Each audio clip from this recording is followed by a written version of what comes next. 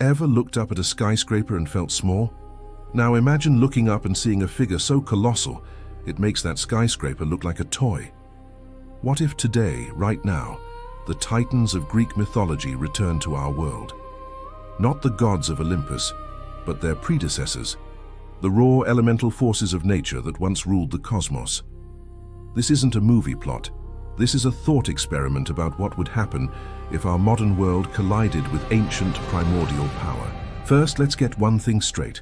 We're talking about beings like Cronus, the titan of time who devoured his own children, Hyperion, the lord of light, whose very presence could be as blinding as a star, and Atlas, condemned to hold up the sky itself. These aren't just giant people. They are living embodiments of cosmic principles. Their arrival wouldn't be subtle. It would be a cataclysm. Imagine the initial moments. Seismographs worldwide would go haywire, not from an earthquake, but from a single footstep. A footstep that could flatten a city block. News channels would be in a frenzy, struggling to comprehend the satellite images. Is it a geological anomaly? A new type of weather phenomenon? No, it's a 100-story tall being of rock and fire emerging from the Aegean Sea with eyes that burn like twin suns. That's Oceanus, the titan of the great river that encircles the world.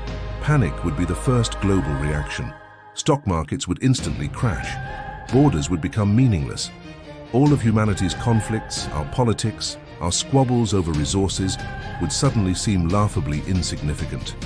The immediate question on everyone's mind would be, are they hostile?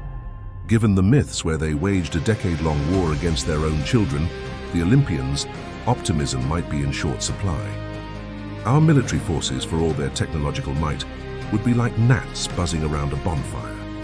A fighter jet is a marvel of engineering, but what can it do against a being who can literally command the Earth to swallow it whole? A nuclear weapon, perhaps, but using one would mean irradiating our own planet, and that's assuming it could even harm a being of pure elemental force. It might just make them angrier. It's like trying to put out a fire with gasoline. Scientists would be our best hope, but not in the way you might think. They wouldn't be designing weapons, they'd be trying to understand, to communicate. What are the Titans? Are they biological? Are they energy? Do they obey the laws of physics as we know them?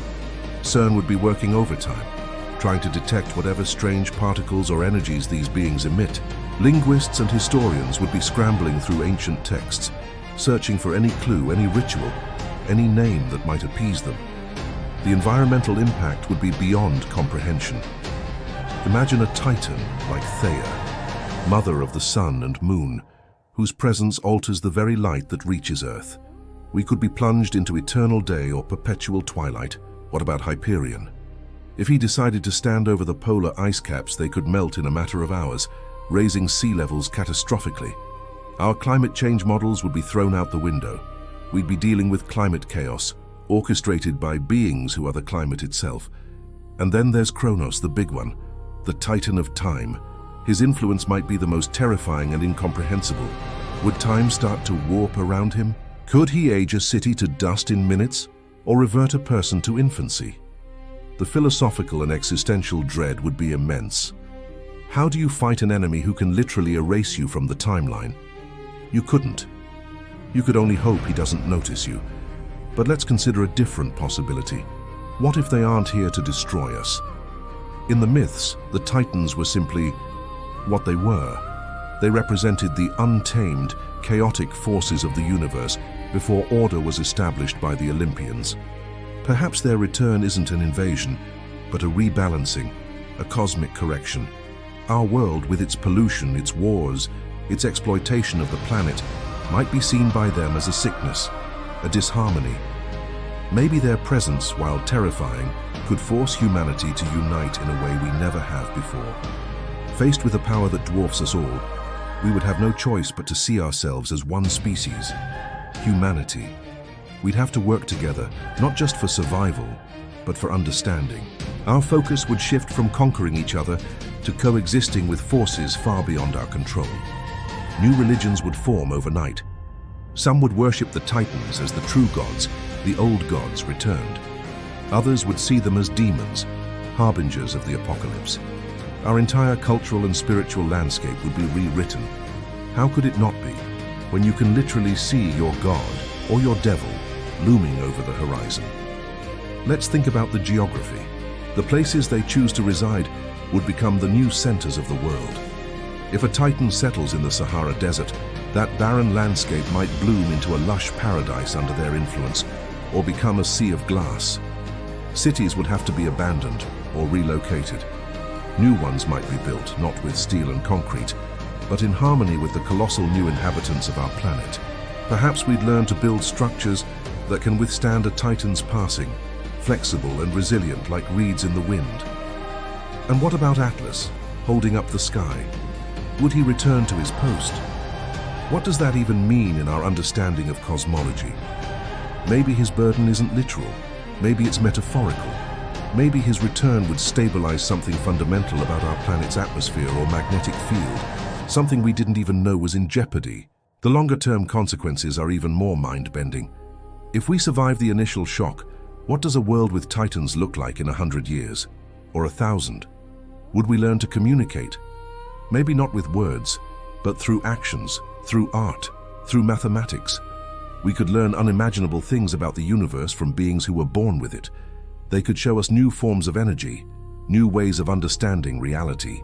Our technology could leap forward millennia, not by our own invention, but by observing and learning from them. Humanity might evolve. Living under the constant, overwhelming presence of such power would change us. We might become more empathetic, more humble, more connected to the planet.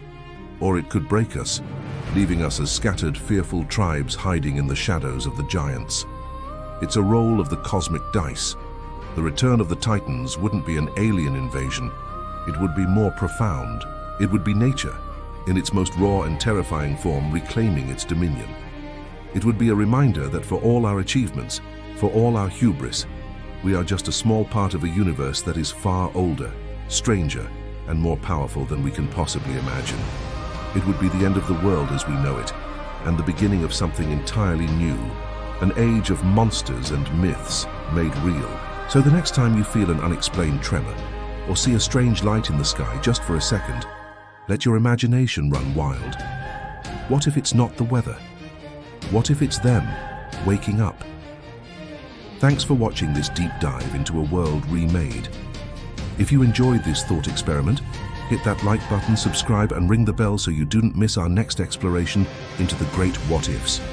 Let me know in the comments which Titan you'd be most terrified to see.